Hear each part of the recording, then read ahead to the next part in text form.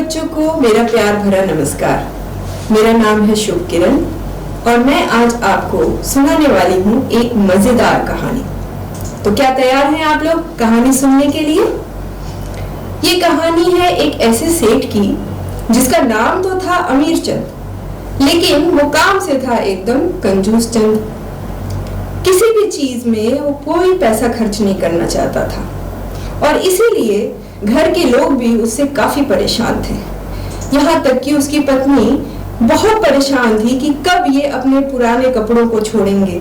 लेकिन कंजूस चंद यानी अमीर चंद, असल में उनका नाम था अमीर चंद, तो अमीर चंद जब भी घर से बाहर निकलते तो उनके हाथों में मोटे मोटे सोने के कड़े होते, गले में सोने की चेन होती, सिर पे बहुत खूबसूरत सी सेठ वाली टोपी पहनी रहती। तो देख के लगता कि हाँ एक कोई मोटा सेठ आ रहा है।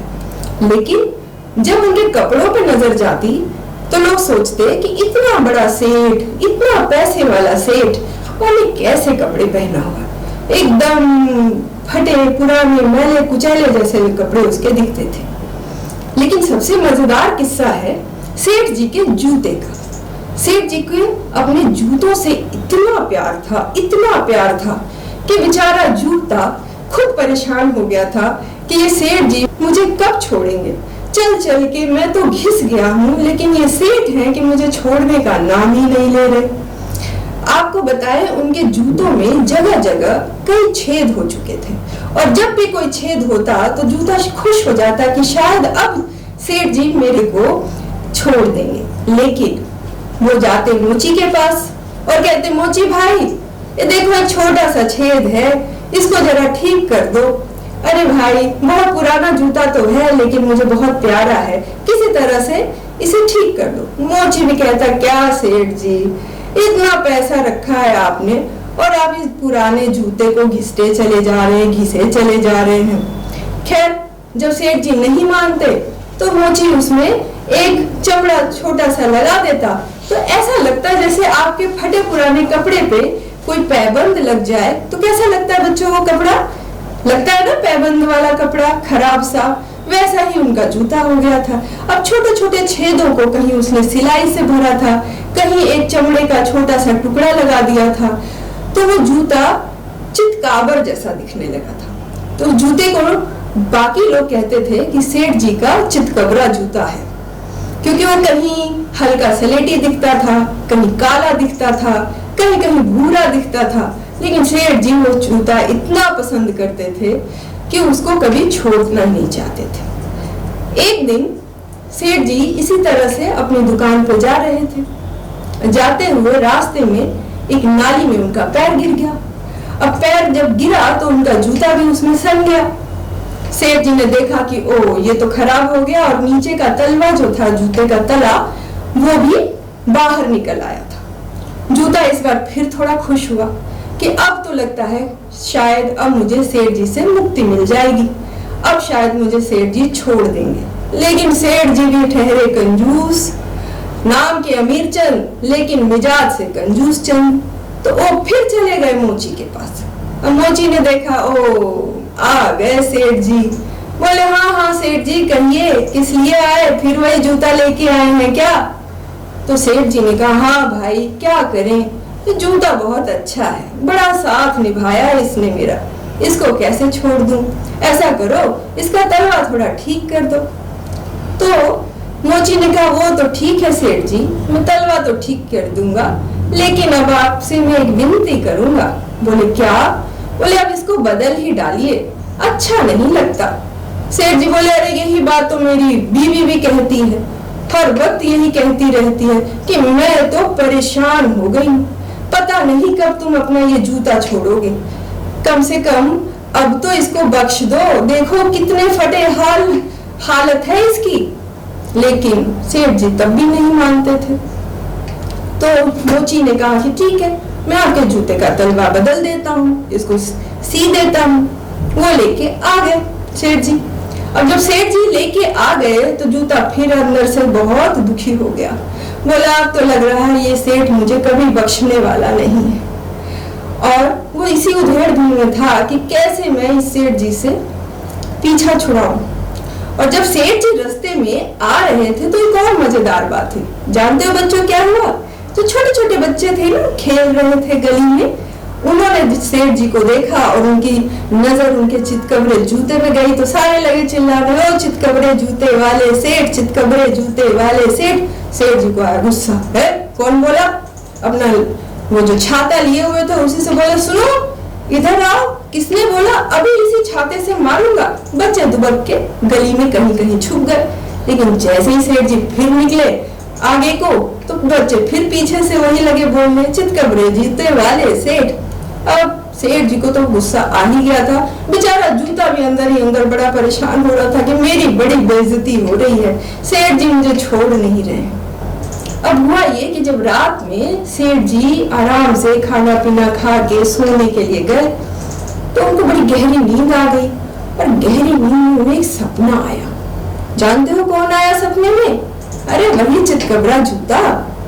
वो ऐसे तो सेठ जी से कह नहीं पाया, लेकिन सपने में आके वो अपना गुस्से वाला चेहरा लेके खड़ा था। सेठ ने देखा कि अरे ये तो मेरा ही चितकबरा जूता है, इसको क्या हुआ? तो उन्होंने बोला, क्या है भाई? तो बड़े गुस्से में तमतमा के बोला, सेठ अब तो मुझे छोड़ दो, बड़ी जलालत हो रही है, सारे लोग यही कह रहे हैं कि चितकबरा जूता, चितकबरा जूता। बताओ मेरा चेहरा क्या बना दिया तुमने? इतना सुंदर था जब मैं जवान था और आज तुमने इसमें इतने पैबंद लगा दिए हैं कि सब लोग मुझे चितकबरा कहते हैं, अब मुझे छोड़ दो। सेठ को भी लगा, सपना जब सपने से जागे तो उन्हें लगा कि वो बात तो चितकबरा जूता सही कह रहा है, अब मुझे ये जूता छोड़ देना चाहिए। तो वो दूसरे दिन सुबह उठे। वैसे तो वो बहुत ही कंजूस थे, पहले ही मैंने आपको बताया कि वो इतने कंजूस थे कि कोई भी पुरानी से पुरानी चीज भी वो किसी को देना नहीं चाहते थे। लेकिन इस बार उन्होंने मन बना लिया कि अब ठीक है, मैं ये अपना जूता कहीं ना कहीं दे दूंगा। तो उनकी नजर गली से गुजरते हुए एक भिखारी पे पड़ी और देखा उन्होंने कि भिखारी नंगे पांव जा रहा है। बस उनके दिमाग में ये बात आ गई कि ओ ये भिखारी नंगे पांव है, इसको मैं अपना जूता दे सकता हूँ। तो उन्होंने उस भिखारी को बुलाया, बोले ए सुन सुन सुन। भिखारी भी आया, जी सेठ जी। वो सोचा कोई बड़ी अच्छी चीज मिलने वाली है, सेठ बुला रहा है। लेकिन सेठ जी ने वो चितकबरा जूता निकाल के दिया और इतने शान से बोले जैसे कोई बहुत बड़ी चीज दे रहे हैं।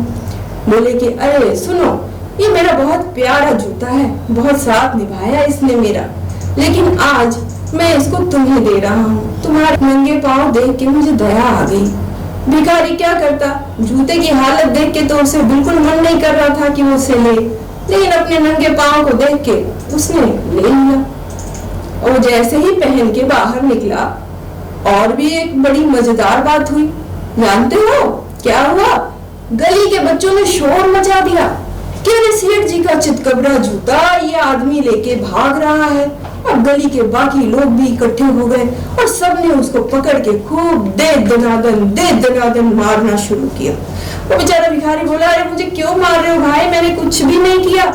सब बोले कि अरे तुम जानते नहीं हो, तुम किसका जूता उठा के ले जा रहे हो? बोला, अरे नहीं भाई, मैं किसी का जूता नहीं लेके जा रहा हूँ। उन्होंने कहा नहीं नहीं नहीं, ये सेठ जी का जूता है, वापस करो इसे अभी, नहीं तो पुलिस के हवाले करेंगे। वो बेचारा वैसे भी उस जूते को लेना कहाँ चाहता था, बस किसी तरह से उसने सेठ जी का मान रख लिया था। तो उसने वहीं पे वो जूता फेंका और बोले, भैया मुझे बचाओ, मैं तो चला, मुझे नहीं चाहिए ये जूता। और वो वहां से भाग गया। गली के जितने भी लोग थे वो बड़े खुश होके वो जूते को लेके आए सेठ जी के दरवाजे। दरवाजा खुला तो सेठ जी ने देखा कि लोग खड़े हैं इतने सारे, और वो भी उस जूते के साथ। तो उन्होंने कहा, क्या बात है? तो लोगों ने कहा कि अरे सेठ जी, आप अपने जूते का ख्याल नहीं रखते, बताइए आपका चितकबरा जूता और वो एक कोई आदमी लेके जा रहा था, हमने देखा कि उसके पैर में ये जूते पड़े हैं, तो हमने उसको पकड़ के खूब पिटाई की और वो वापस ले आया। किसी तरह उन्होंने रख लिया, अच्छा ठीक है दे जाओ। अब की बार उन्होंने सोचा कि इसे मैं धीरे से चुपके से जाके किसी कूड़ेदान में रख देता हूँ, न मुझे कोई देखेगा और न कोई कहेगा, और इस तरह से मेरा पीछा छूट जाएगा। तो वो रात के अंधेरे में धीरे से गए और जाके एक कूड़ेदान में रख दिया। अब जब कोई एक कूड़ा बीनने वाला आया तो उसको वो चितकबरा जूता दिखा, तो उसने उस चितकबरे जूते को उठाया और सोचा कि है तो बड़ा बेकार सा, पर चलो कहीं देखता हूँ, इसको पहन लेता हूँ 1-2 दिन के लिए। अब वो जब उसने अपने पैरों में पहना और वो कूड़े वाला था, कूड़ा लेके जा रहा था, लोगों की नजर फिर उसके जूते पे पड़ी और वहां 2 सिपाही भी थे। उन्हें भी पता था कि ये जूता तो सिर्फ और सिर्फ सेठ जी का ही है, ऐसा जूता तो और किसी के पास नहीं है। तो उन्होंने भी उसको रोक लिया, बोले सुन सुन सुन। अब बेचारा कूड़ा बीनने वाला सिपाही देख के डर गया, बोला जी महाराज मैंने कुछ नहीं किया, मैंने कुछ नहीं किया। तो उन्होंने बोला नहीं नहीं तुमने कुछ नहीं किया, पर ये जूता तू कहाँ से लाया ये बता। उन्होंने कहा नहीं मैंने कहीं से नहीं लिया, ये तो कूड़ेदान में पड़ा था। सिपाहियों ने कहा नहीं, पहले भी इसकी एक बार एक आदमी चोरी कर चुका है, उसको तो वहां के गली वालों ने बचाया, पर इस बार लगता है तू चुरा के जा रहा था। भाई ये चितकबरा जूता तो तुम नहीं ले जा सकता। और उन्होंने उसको पकड़ा और ले गए राजा के पास। अब बात पहुंच गई राज दरबार में। सोचिए सेठ जी का चितकबरा जूता, और सेठ जी अब इतने मशहूर हो गए थे कि राजा तक ये बात पहुंच गई। राजा के पास जब वो सिपाही लेके उस आदमी को पहुंचा और उसने सारी बात बताई कि ये जी सेठ जी का चितकबरा जूता उठा के ले जा रहा था और हमने इसको पकड़ लिया, तो ये हुआ कि पहले सेठ जी को बुलाया जाए और उनसे पूछा जाए कि ये जूता आखिर इसके पास पहुंचा कैसे। बुलाहट हुई।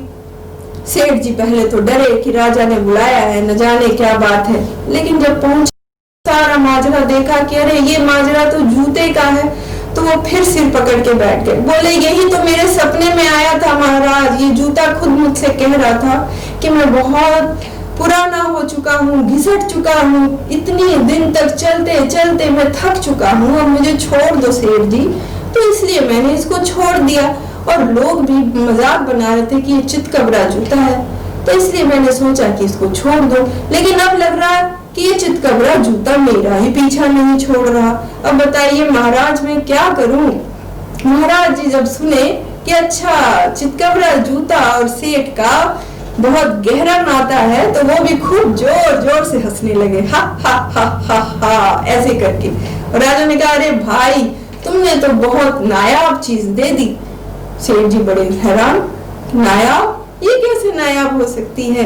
तो सेठ जी ने कहा नहीं, ये हमारे उस संग्रहालय में रखी जाएगी जहां एक से एक पुरानी चीजें हैं, तो तुम्हारा जूता आज से हमारे संग्रहालय की शान बनाएगा और इसका नाम होगा सेठ जी का चितकबरा जूता।